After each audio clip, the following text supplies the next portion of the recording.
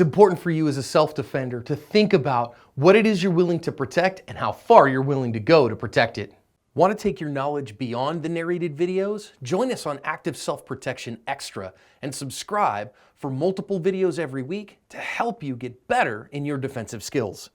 Hi everyone, this is John with today's Active Self-Protection lesson out of Wallingford, Connecticut. Here we're going to see not one, but two attempted and one completed carjacking at a gas station convenience store. And we're going to learn all kinds of important lessons here, but among those about stepping in as a bystander, about how far you're willing to go to protect property, and prudent steps you can take to prevent yourself from being victimized in the first place. This one begins, this lady has helped this guy just earlier because his car broke down, and he responds by snatching her keys out of her hand. This guy's gonna come up and whack him off there with his foot. And then the guy's gonna go run into this other guy's car and jump in. A guy tries to stop him and a bystander does as well, but the guy's gonna get his car started and now he's off to the races. Notice that the guy whose car it was is stuck in the driver's door halfway, and we're gonna see him come back right now and do another loop, and you can still see that our owner of the car is stuck in the car. It's going to come back and do another loop and crash into the convenience store.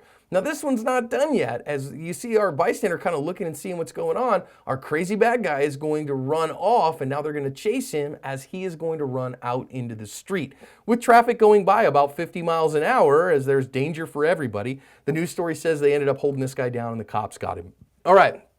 Let's think about some lessons out of this one. Number one, this lady's just helped this guy, and you know, no good deed goes unpunished. Sometimes that's what they say. I don't know that you could have seen this coming or anything like that, but sometimes the actual defensive encounter comes at you unexpectedly. You got to be able to flip that switch quickly. I don't blame her at all for getting in there on this guy and going, no, you can't steal my keys. No, you can't have my keys in my car. But knowing that you have the empty-handed skills to protect yourself, incredibly important. A firearm wouldn't have helped her here. She wouldn't have been able to get to it. A pepper spray wouldn't have helped her here. She had to be able to fight with her hands because she ends up on the ground pretty quick. Now, I think it's hilarious that this guy comes in here, you know, like 300. This is Sparta!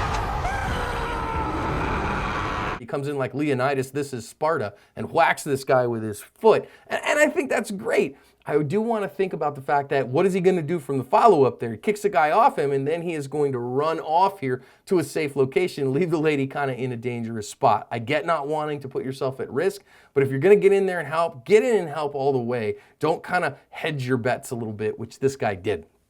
Now, next one, our guy here that's at the gas pump. Guys, I can't tell you enough. Number one, lock the doors of your car, especially if your family's in there. Lock the doors of the car. There's no reason to leave them unlocked. Instead, this guy's door was open, so the guy had access to his car. Number two, put the keys in your pocket. This guy left the keys in his, in his dash or whatever, or somewhere in the ignition, something like that. That gave this guy the opportunity to start the car and drive off with it. Now, the bystander coming over, that was great and very kind of him to do that, but it did put him at some risk. We see him fall out of the car here, could easily have been run over by the back wheel of that car. So if you're going to step in, just recognize you do put yourself at risk, and you have to be willing to accept that risk, not only for yourself, but for your loved ones who would miss you if you were hurt or if you were killed in those kind of instances. Now, our driver here, the owner of the car, he is, stuck inside there. So gosh, man, I can't help but think, how are you going to fight your way through this to get this guy to stop? You notice that he can't really fall out of the car at this point. He'll definitely go under the wheels, but being willing and able to just go with everything you have to get yourself inside the car